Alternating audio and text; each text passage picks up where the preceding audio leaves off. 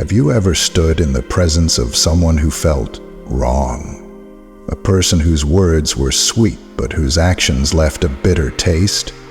What if I told you that some people, perhaps even those closest to you, are not merely flawed but destructive, not just mistaken but evil? The Stoics taught us to master ourselves, to remain unmoved by external chaos. But they also warned us, not everyone you meet seeks to build, some come only to destroy. Today, we unveil 6 red flags that reveal the person next to you is a force of ruin. If you recognize these signs, beware. Your peace, your mind, and perhaps even your soul may be at stake. Red flag number 1. They seek control, not connection. True bonds are formed through mutual respect, but the evil person desires domination. Seneca warned us. He who is greedy is always in want. The manipulator hungers for power over you, not companionship with you. They may use guilt, deception, or even kindness as a weapon. They will twist your words, rewrite history, and make you question your own mind. Have you ever felt trapped in a conversation where no matter what you say, you are the villain? This is not dialogue.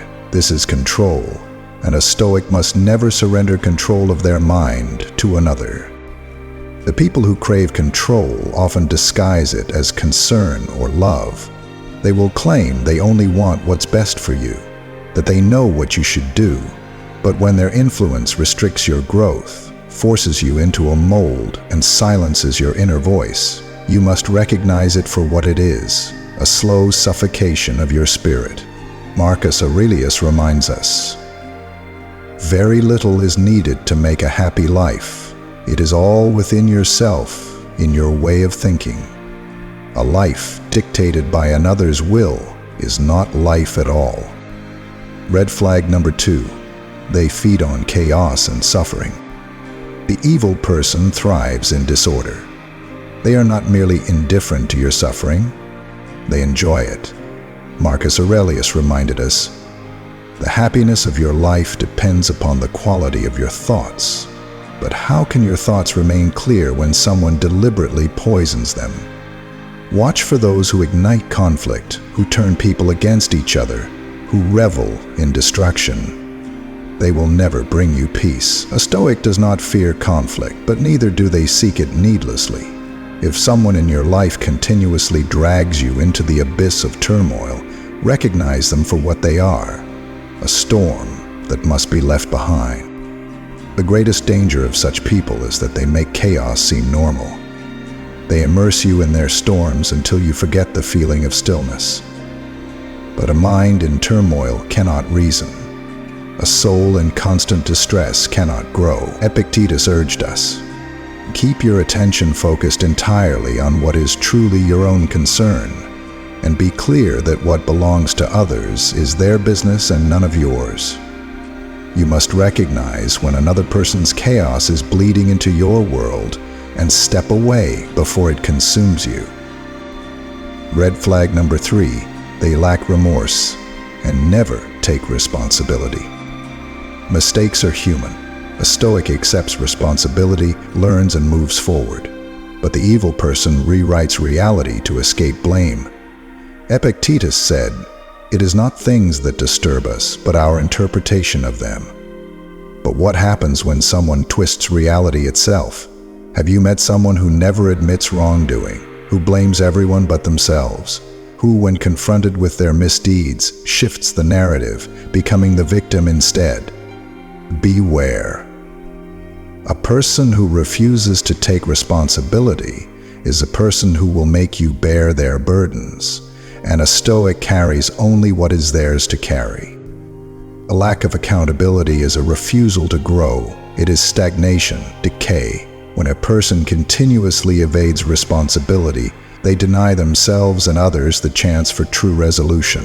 They will repeat their mistakes, forcing those around them to suffer the consequences. Marcus Aurelius wrote, "The impediment to action advances action. What stands in the way becomes the way." True growth comes from facing adversity, not fleeing from it. Red flag number 4. They drain you, mentally, emotionally, spiritually. There are people who do not love, they consume. You feel it in their presence, a slow erosion of your energy, a growing weight on your soul. Zeno, the founder of Stoicism, believed in endurance and strength, but he also taught discernment. Better to trip with the feet than with the tongue. Choose wisely who you allow into your mind. An evil person is like a parasite, feeding on your attention, your emotions, your strength. Do you leave their presence feeling exhausted, hollow? A Stoic guards their inner fortress. The mind is sacred, and not everyone deserves entry. Energy vampires take many forms. Some demand constant attention, drowning you in their problems but never offering support in return. Others erode your self-worth with subtle jabs and dismissals. The true Stoic recognizes when a relationship becomes a burden rather than a bond and takes decisive action. Seneca reminds us, associate with those who will make a better man of you. The people in your life should elevate you, not drain you. Red flag number 5. They weaponize kindness and trust. Not all evil is obvious. Sometimes it comes wrapped in a smile. The most dangerous people do not strike with fists, but with false kindness. They gain your trust, learn your weaknesses, and then use them against you. Marcus Aurelius advised, be tolerant with others and strict with yourself. But tolerance does not mean blindness.